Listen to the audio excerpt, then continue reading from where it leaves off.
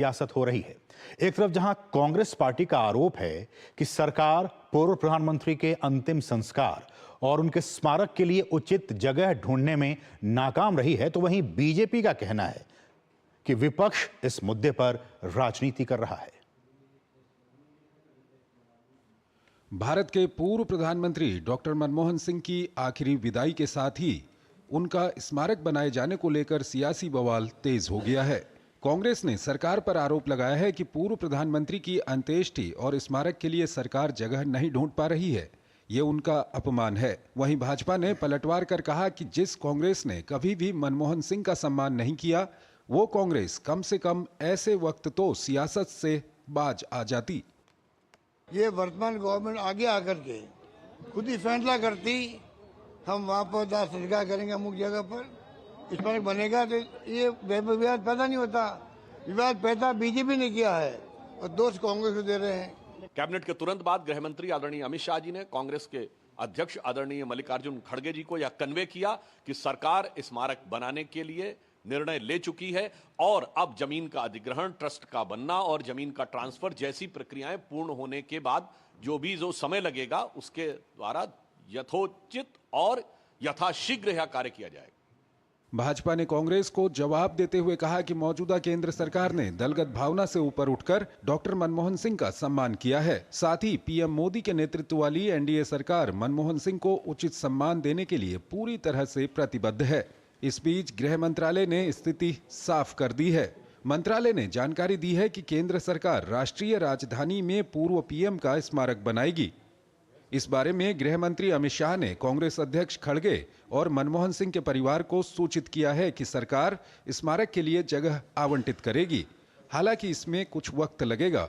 गृह मंत्रालय ने कहा है कि स्मारक बनाने के लिए ट्रस्ट का गठन करना होगा और उसे जगह आवंटित करनी होगी।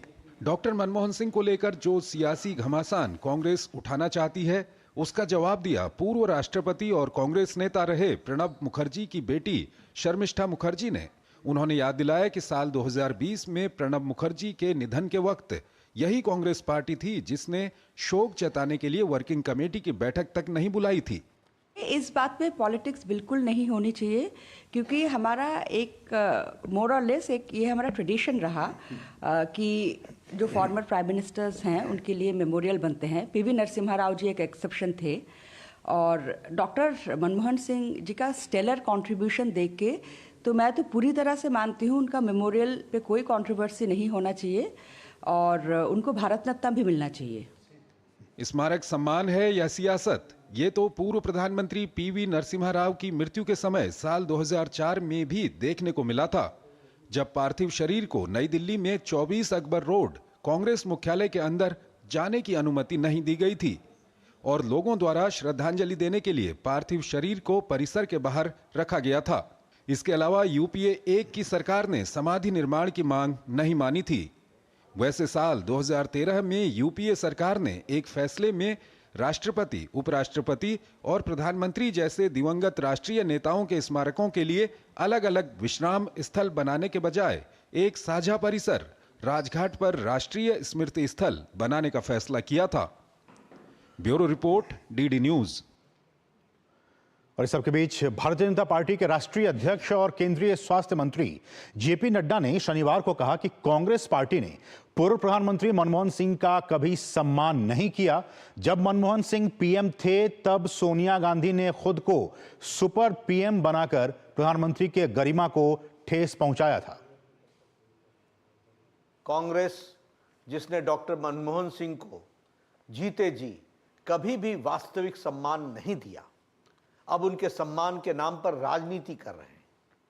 ये वही कांग्रेस है जिसने पीएम मनमोहन सिंह जी को सुपर पीएम के रूप में मैडम सोनिया गांधी जी को बिठा करके पीएम पद की गरिमा को धूमिल किया, उसे नीचा दिखाया।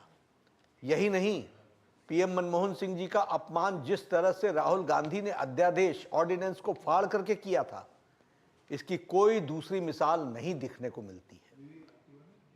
तो किस तरह से कांग्रेस ने अपमान किया सुपर पीएम के तौर पर, जगह की बीजेपी ने कहा कि वहां पे सोनिया गांधी वो खुद सुपर पीएम के तौर पर रोल प्ले कर रही थी, तो इस तरह से कांग्रेस को ये शोभा नहीं देता कि वो इस तरह की बातें करें। लेकिन आपके लिए जब ये सारी चीजें हो रही हैं, इस पर सियासत हो रही हैं, आपकी समझ के लिए, आपके जनरल नॉलेज के लिए ये जानना बहुत जरूरी है कि आखिर जो समाधि स्थल है उससे संबंधित नियम क्या हैं, कैसे ये नियम बनाए जाते हैं, कौन कौन से लोग किसके वो समाधि स्थल बन सकते हैं। तो ये हम आपके लिए ग्राफिक्स के जरिए लेकर आए हैं। इस बात को आप बहुत ही ध्यान से देखिए और सुनिए।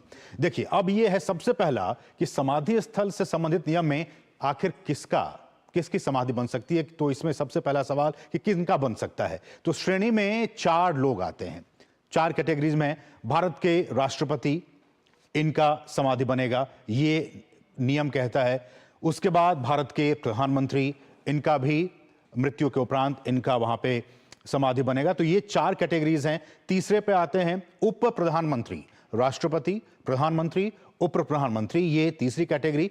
और चौथी ये कि अन्य राष्ट्रीय महत्व के अगर कोई व्यक्तित्व हैं, जैसा लगता है कि वो राष्ट्रीय महत्व के हैं, तो उनका भी समाधि स्थल बनाने की व्यवस्था नियम के हिसाब से ये रखा गया है कि आप इनका समाधि स्थल बना सकते हैं। आगे बढ़ते हैं।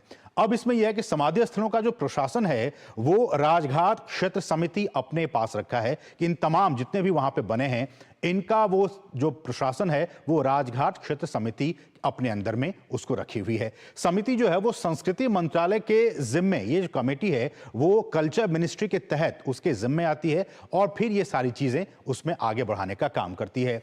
स्थान की उपलब्धता और व्यक्ति के योगदान और मौजूदा नीतियों का मूल्यांकन किया जाता है उस कमेटी की तरफ से कि आखिर हम जिस व्यक्ति का बनाने जा रहे हैं समाधि, वो उनका महत्व क्या था राष्ट्रीय राजनीति में और इन तमाम चीजों को उनका क्या कुछ योगदान रहा देश के लिए।